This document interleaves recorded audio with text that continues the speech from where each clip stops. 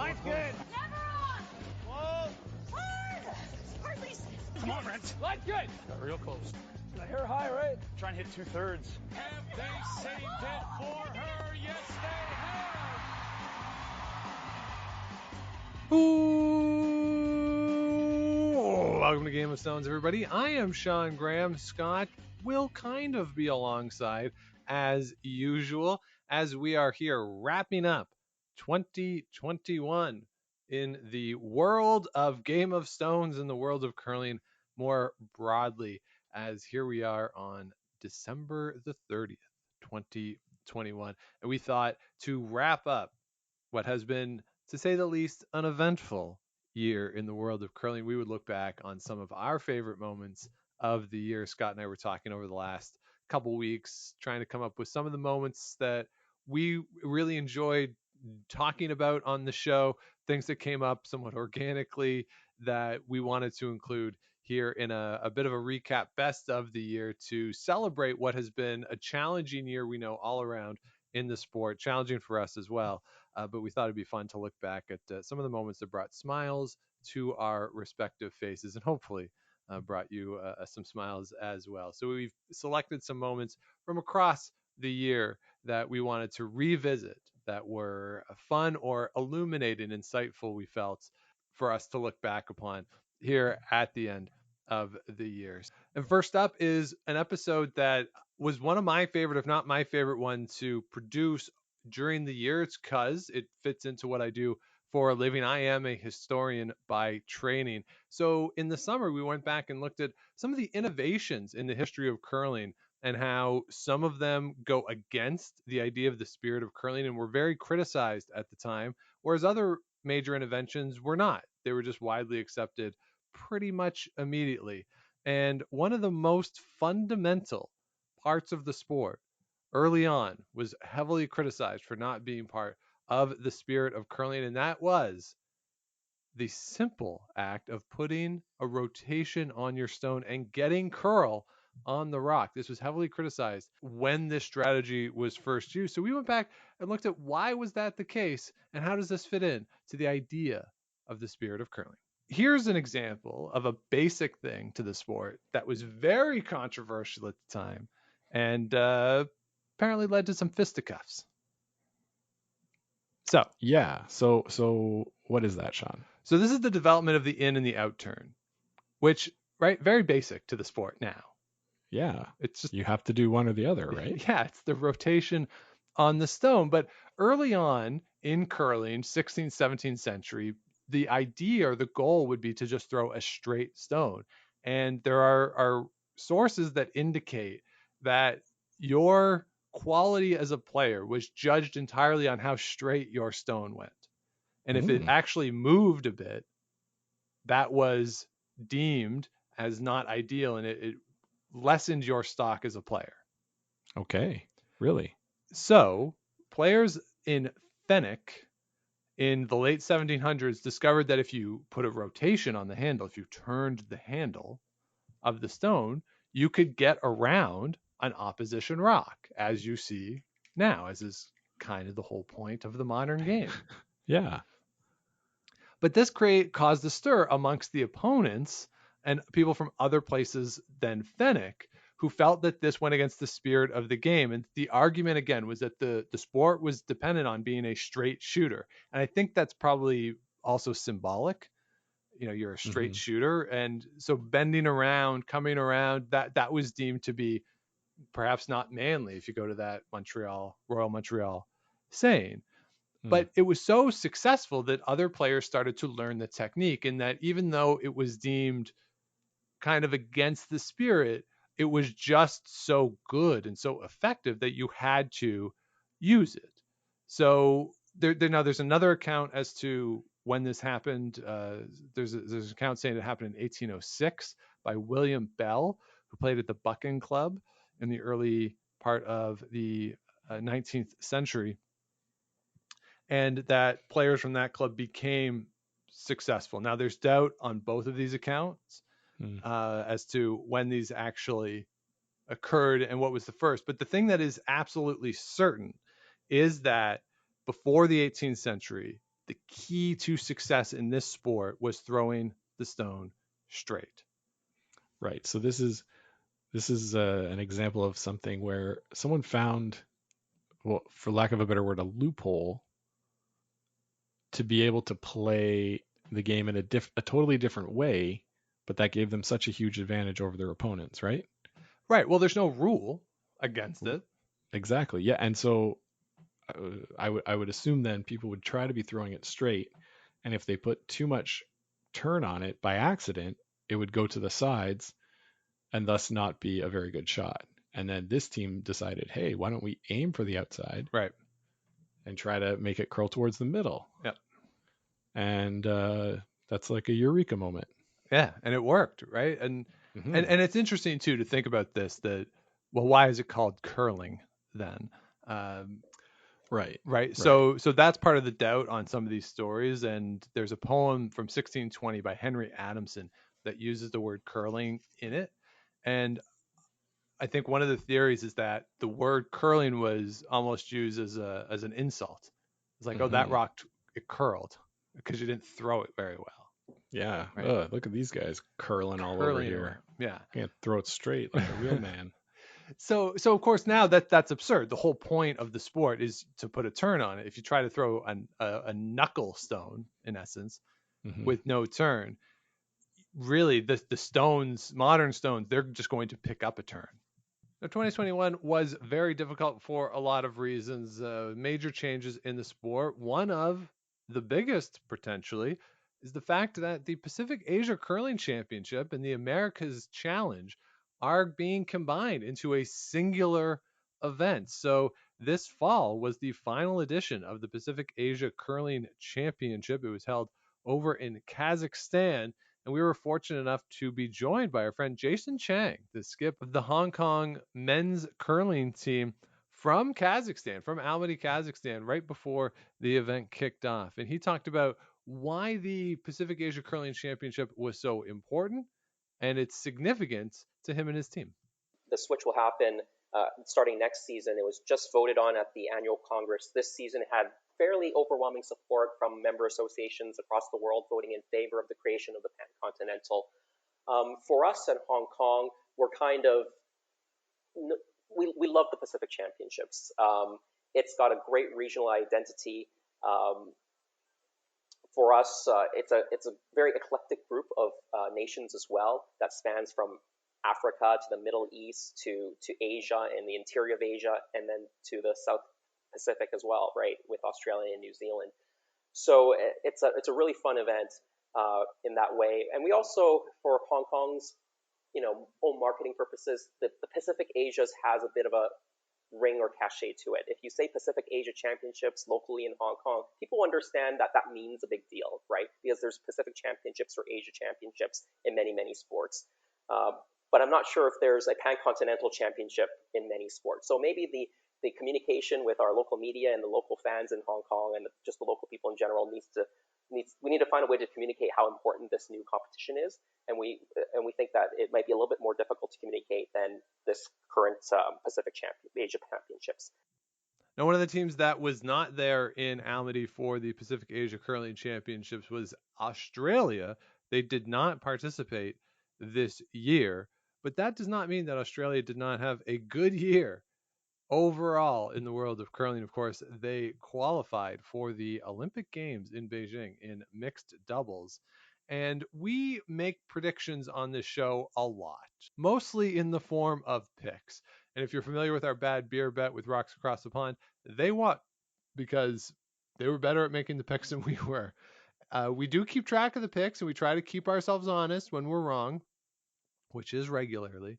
But if you roll back to last January, our very first episode of 2021, we made some bold predictions for 2021, and Scott got one right. Mixed doubles at the Olympics will be going from 8 teams to 10 teams in 2022. Okay.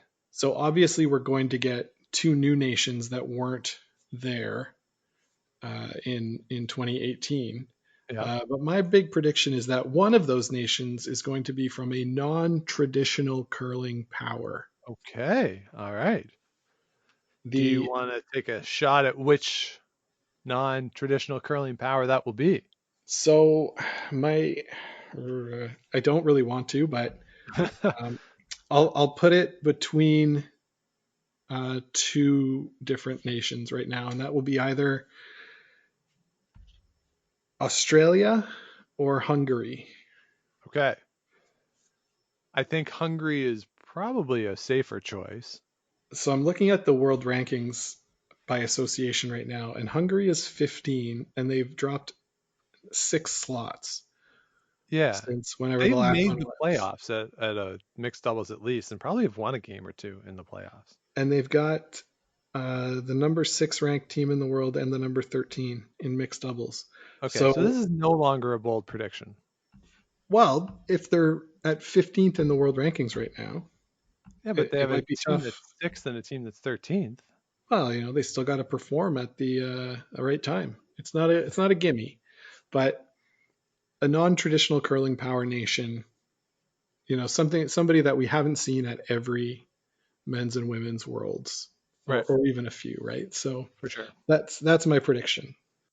Now, in addition to all the action on the ice, 2021 also saw some progression in the movement towards equity for curling. A lot of great work being done by the people with DEI. Our friend Andrew Paris is involved in a lot of that. There is a lot of great work being done in the world of curling towards greater equity, towards greater inclusion, and having more and more folks feel comfortable coming into the sport. We were fortunate enough over the course of the year to have some discussions in this vein. So I wanted to combine some of those clips here.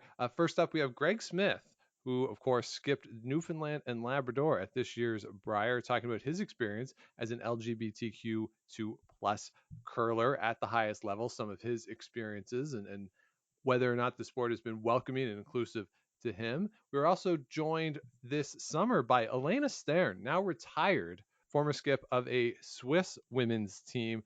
She was part of the campaign in Switzerland, which was having a referendum on same-sex marriage. It was a law that had been passed, but a group had gotten enough signatures to push it towards a national referendum. I am pleased to report that the referendum was successful and same-sex marriage remains legal in Switzerland. So that was wonderful news when we saw that in the fall. And then during the bubble, we were joined by Katherine Henderson, CEO of Curling Canada, to talk about their new program for diversity and inclusivity in curling. This was a multi-year project by Curling Canada, and they finally put out the results of that project, a bit of a framework for them to work towards, and for member associations and for local community organizations to use. There's a lot of resources there that you could use locally from Curling Canada to encourage greater diversity, to make your curling setting more inclusive. So we had the opportunity to talk with Katherine Henderson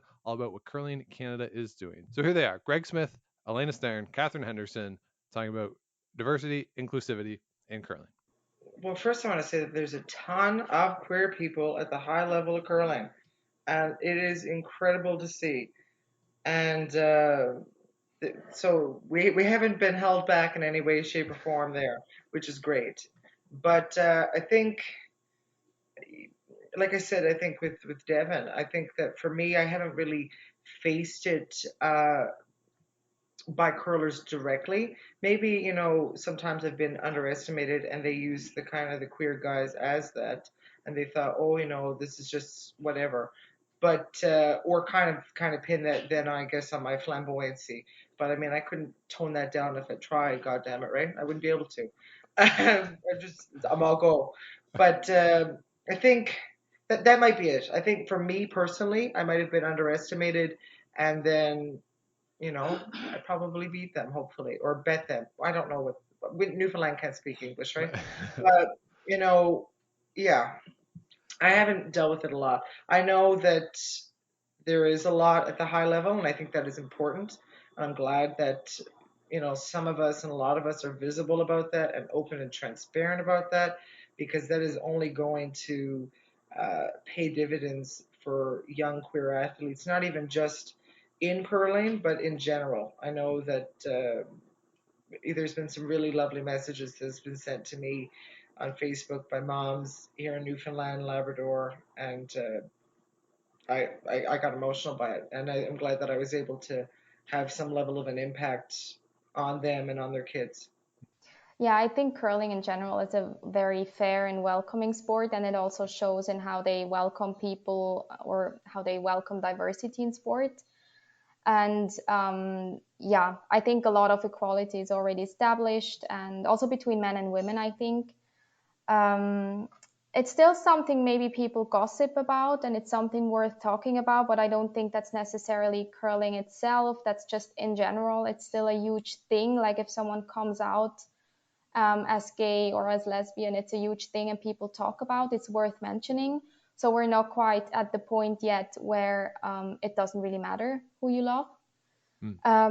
But however, I really think if we keep working on this and keep improving and keep talking about it, that will definitely help. But I think curling, also as Greg says, things are getting better and things are on a pretty good level already. Like I was never really out while I was an active like curling player at the elite level, so I can't really talk from experience. But from what I'm seeing, I never experienced or saw someone really, being discriminated because of that. Not obviously. I mean, I don't know if you've seen the panel I was on a few months ago. I mean, we heard stories there of people really struggling with that. So it happens.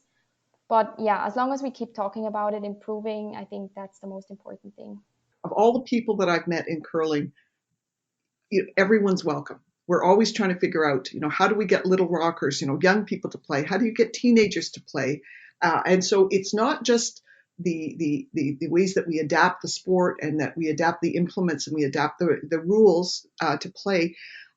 We create different disciplines and different variants and things like that. So that the whole idea is, if you want to play in a mixed team, you want to play on, you want to play doubles, you want to play with young people, we can figure that out with you. And so it's one of the most community-based sports in which the conversation about, who wants to curl is just forefront. And there's always people innovating and always people trying to think about how do we bring in as many people as we can possibly. I think though, it started probably last March, April, May, as we started to look at the Black Lives Matter movement, we started to look at other people putting their hands up and saying, in everything in my life, I'm feeling that there are things that are holding me back from opportunities that maybe I'd like to pursue, or that they're not visible to me. And so, those are hard things to listen to. And I think particularly if you're a sport that prides yourself in doing all of these things, you have to sort of stop, push the pause button and say, are we in any way stopping anyone from coming into this sport unintentionally? I've never seen anyone intentionally do it, but are there unintentional things that we are doing right now? And that's where we decided to push the pause button and bring in people. And when I say diversity, we had people from our wheelchair curling programs and people from our LGBTQ plus. We had people that played at the community level and in the clubs. We had national team athletes. We had, curlers. We had black curlers. We had, we just had Asian curlers. We had a whole bunch of people. And the whole idea was a couple things. First of all, what we really didn't want to do is just start, checking boxes and going, yep, all right, we'll get on that. Is to really not just listen to, it was kind of not what they wanted out of the sport is, what could we be doing better?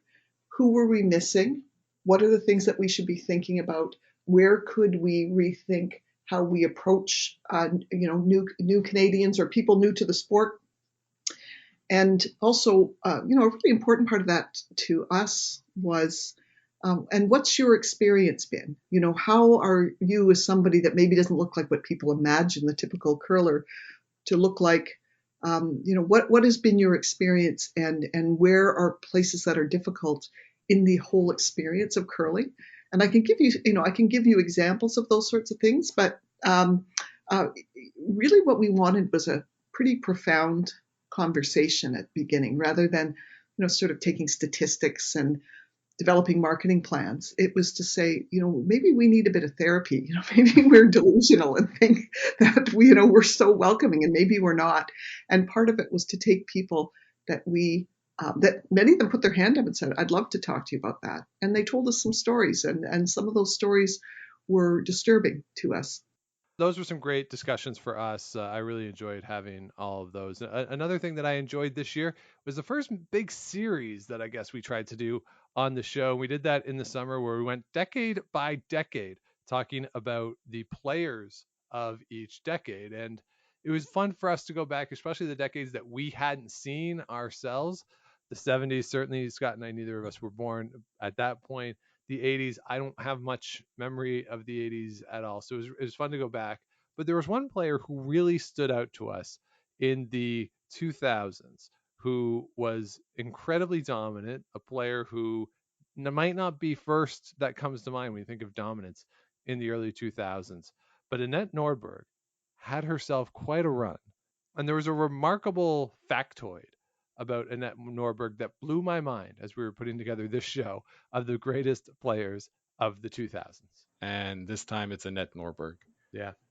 Euro champ in 01, 02, 03, 04, 05, and 07. Sorry, 2006.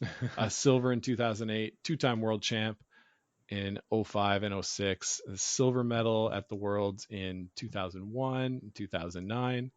Also at the Olympics, won gold in 2006 and 2010.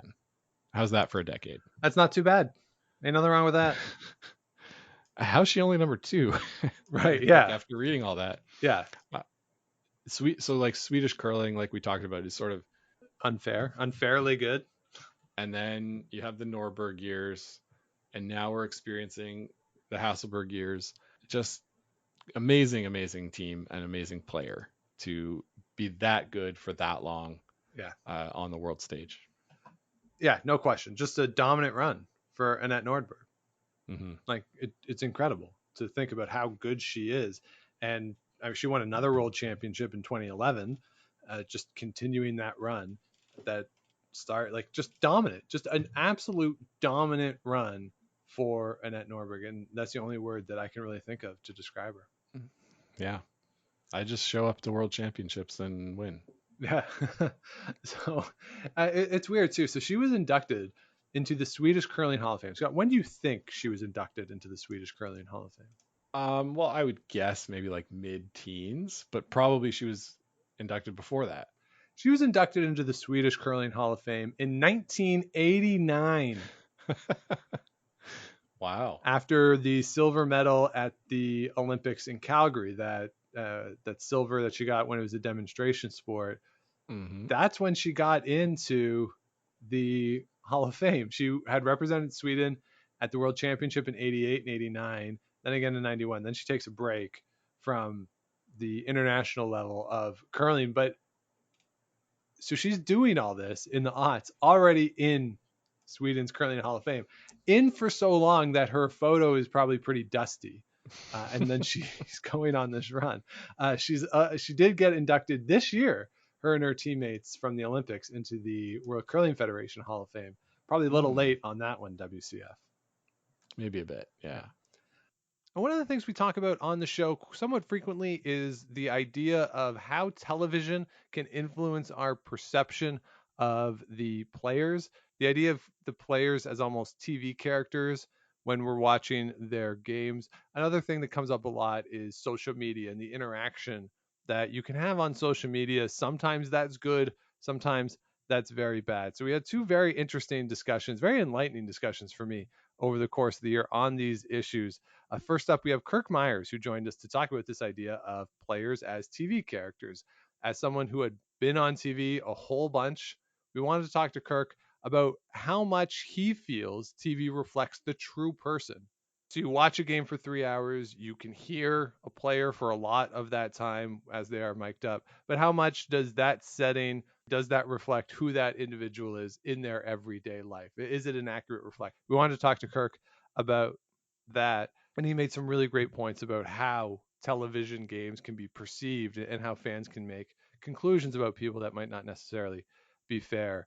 We also had the opportunity to talk with Nevin Demiliano, who runs the social media account for Team Botcher, about the campaigns that he put forth, the idea of authenticity in social media and trying to keep out certain negativity, negative voices, the trolling that you see online, and creating a community of sorts online for curling teams and curling fans to have positive levels of engagement. So here are just a couple snippets of what I felt were very informative and enlightening discussions with Kirk Muyres and Nevin Demiliano.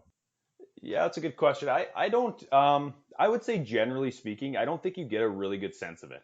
It's like curling, like you said, is so intimate that we can like hear you talk. We can like start develop your personality in our mind. But that's that like persona you see on TV. Plus, you're only seeing 50% of that communication, and it's almost like when you have a celebrity and you see him on TV and you see him in the media, you think you know this person, but you really don't, because you're just seeing this persona that you see on TV that's being portrayed to you. Excuse me.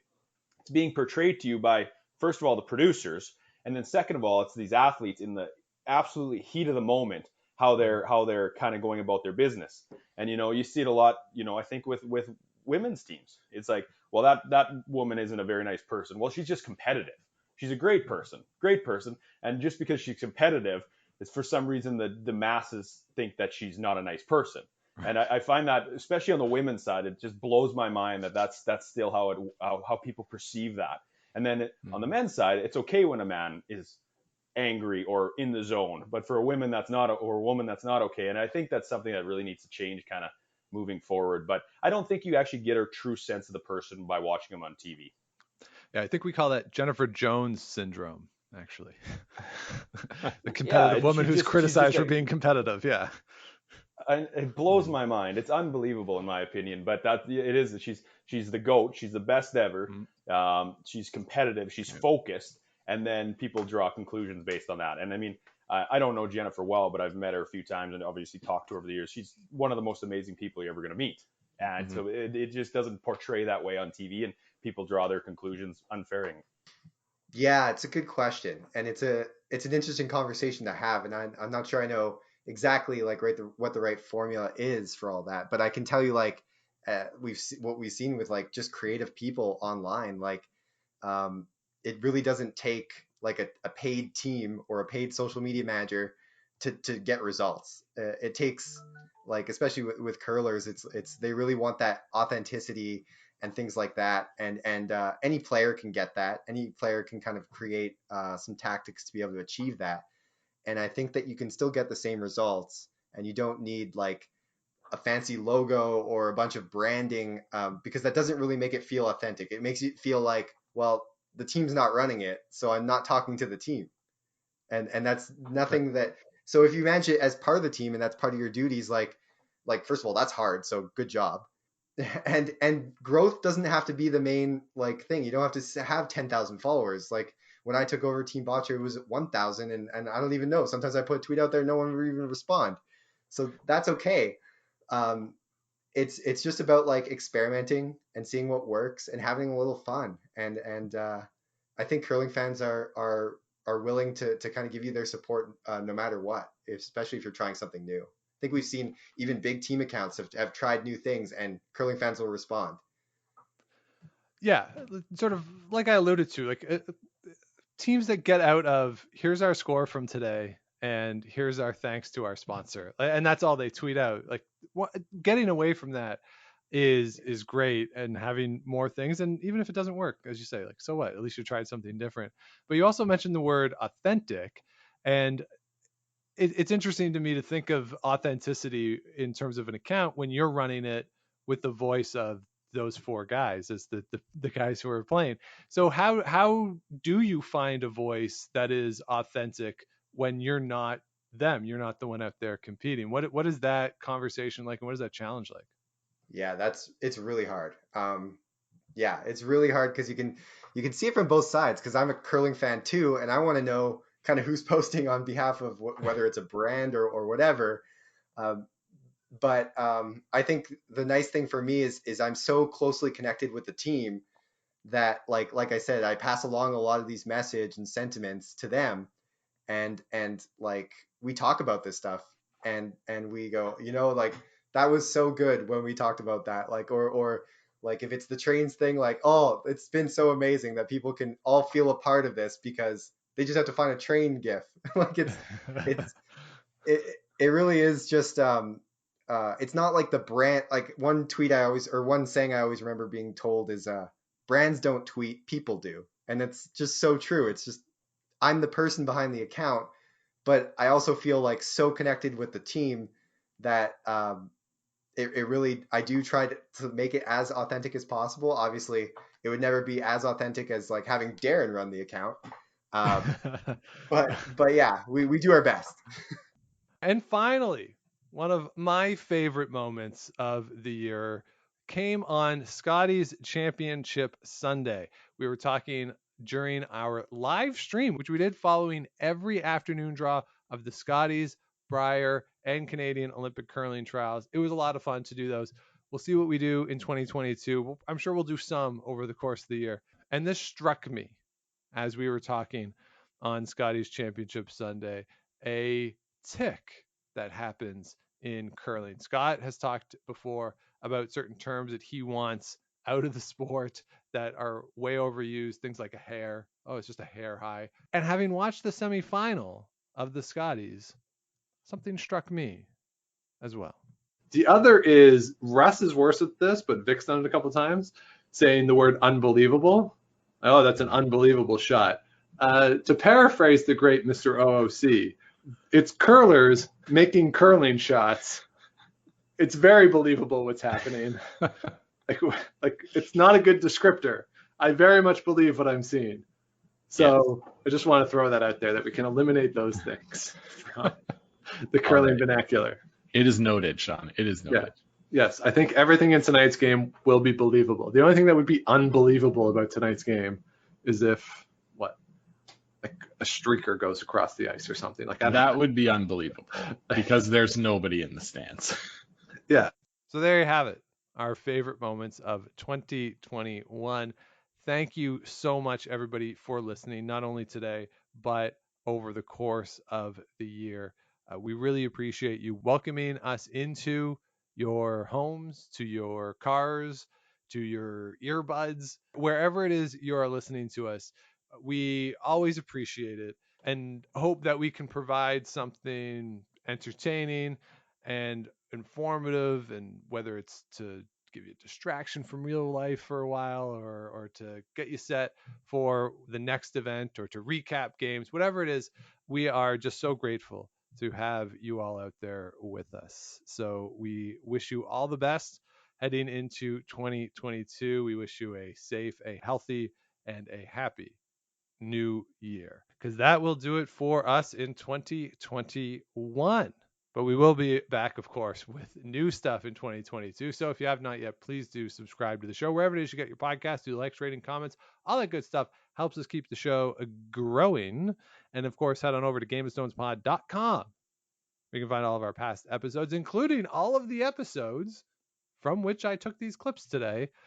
And of course, we do have the merch tab, with all proceeds from t-shirt sales going to Food Banks Canada. Everything else, proceeds are going to the Sandra Schmerler Foundation. We are matching those. And if you join us next week, we will have an update on the total amount donated to those organizations as we come to the end of another year. Of course, if you want to let us know what you want to hear on the show, GameOfStonesPodcast@gmail.com, or you can follow along on social media at GameOfStonesPod on Instagram and on Twitter. So that's it, everybody. Thank you again for listening. Have a safe new year, a responsible new year if you are consuming those adult beverages. I want everyone to get home safe and have a healthy, happy entry to 2022. And we will talk to you once we are in the new year, but until then, keep those brooms on the ice and don't dump that intern. Make the final.